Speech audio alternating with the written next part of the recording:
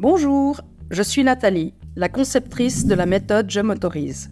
Si tu as appuyé sur Play, c'est que tu souhaites en savoir plus sur moi. C'est parti pour un saut dans le passé. J'ai passé mes premières années en Suisse, puis de 7 à 10 ans, j'ai vécu en Afrique, près d'Abidjan, en Côte d'Ivoire. Les années les plus extraordinaires de mon enfance. C'est là-bas où j'ai ressenti une vraie liberté. Dehors toute l'année, à courir pieds nus et s'habiller d'un short et d'un t-shirt. Et depuis, tu t'en doutes, ma préférence se porte sur les pays tropicaux, la chaleur et l'humidité.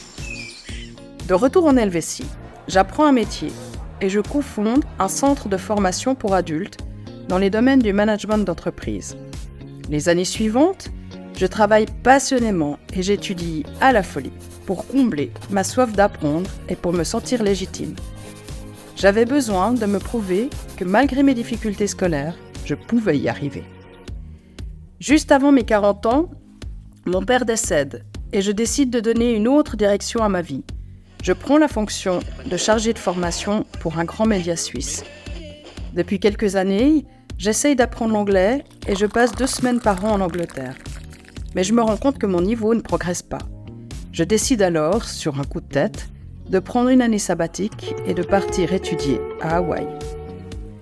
À Hawaï, mes difficultés scolaires refont surface. Je piétine et je découvre ma dyslexie. Le mot est dit. Soulagement, les choses deviennent plus limpides. Je trouve de nouvelles techniques pour apprendre différemment et je m'accroche pour atteindre mon but. De retour en Suisse depuis 18 mois, nous sommes en automne 2017. Mon cerveau disjoncte, burn-out. Et 2 cancers plus loin, je découvre la force de la résilience. J'ai appris à me reconnaître et à me connecter à cette nouvelle version de moi. Toutes les épreuves de ma vie m'ont donné des leçons précieuses que je suis heureuse aujourd'hui de te transmettre. Et la plus importante des leçons, c'est que chaque jour est un nouveau jour.